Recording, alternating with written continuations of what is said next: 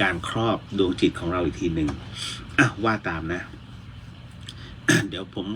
ขอขึ้นนะโมก่อนนะโมตัสสะภะคะวะโตอะระหะโตสัมมาสัมพุทธัสสะนะโมตัสสะภะคะวะโตอะระหะโตสัมมาสัมพุทธัสสะนะโมตัสสะภะคะวะโตอะระหะโตสัมมาสัมพุทธัสสะต่อไปว่าตามนะอิมังวิปัสสนากรรมฐานังปูเชมิทุติยัมปิอิมังวิปัสสนากรรมฐานังปูเชมิตติยัมปิอิมังวิปัสสนากรรมฐานังปูเชมิ สาธุเอาล่ะ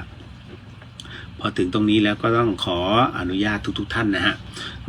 เราเข้าสู่ในการที่